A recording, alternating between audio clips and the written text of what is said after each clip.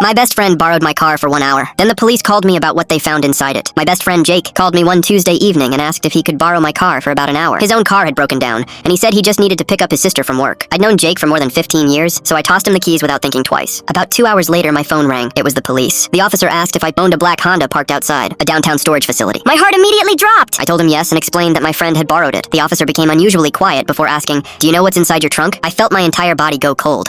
I hadn't opened the trunk in weeks. The officer told me they had discovered several expensive electronics, sealed envelopes, and a locked metal case inside the vehicle. He said the items appeared to be connected to a burglary that had happened the previous night. I couldn't breathe! I immediately told him Jake had borrowed the car, but I had no idea what he'd put inside it. The police asked me to come down to the station. When I arrived, Jake was already there. He looked absolutely terrified. The moment he saw me, he lowered his head and whispered, "I'm sorry." I stared at him in complete shock. I asked what he'd done, but he kept saying he hadn't stolen anything. Then the detective placed a photograph on the table. It showed Jake entering a jewelry store the previous night. I immediately turned toward him. "What is this?" Jake's eyes filled with tears. He admitted he'd been inside the store, but claimed he'd gone there because someone had asked him to deliver a package. He said he'd been paid $300 to leave a bag in the parking lot. He didn't know the bag contained stolen property until after he'd already placed it in my trunk. I wanted to believe him, but the story sounded insane. Then the detective showed me security footage from the storage facility. Jake hadn't just visited once. He'd been there 3 times over the previous month. I thought my best friend had been lying to me. Then came the twist. The detective explained that Jake wasn't the person who organized the burglary. He had unknowingly been used as a courier by someone who knew he was desperate for money. The person behind it had deliberately chosen Jake because he had access to my car. Every time Jake borrowed it, the stolen items were hidden inside the trunk without his knowledge. But there was one detail that made my blood run cold. The person responsible had somehow obtained a copy of my car key. I immediately asked who had access to it. The detective showed me a photograph. It was Jake's younger brother, Ryan. Ryan had been working part-time at a mechanic shop and had copied my key months earlier while helping Jake with an oil change. He had been involved in several thefts and had used my vehicle as temporary storage because he knew the police wouldn't immediately suspect my car. Jake had genuinely been telling the truth about not knowing what was happening. He'd simply been careless about who he trusted. But the police still had one problem. They couldn't explain why the stolen property was in my trunk that night. Then they checked a security camera from outside my apartment. At 1:14 a.m., Ryan was caught opening my car. I had been asleep upstairs. He had placed the stolen items inside my trunk and left. I felt sick when I realized how close I'd come to being arrested for something I hadn't done. Ryan was arrested the following week. Jake cooperated fully with the investigation and eventually admitted he'd ignored several warning signs because he desperately needed the extra money. I forgave him, but our friendship was never exactly the same. Trust had been damaged even though he hadn't intentionally betrayed me. A few months later, I sold the car. Jake asked why. I told him, because every time I look at that trunk, I remember how easily someone else's crime almost became my life. He didn't argue. He just nodded. And honestly, that was the first time I knew he finally understood. The strangest part of the entire experience was that I had always believed danger came from strangers. Instead, it came through someone I trusted, using something as ordinary as a spare car key. Would you forgive your best friend after discovering his mistake nearly got you arrested? Yes or no?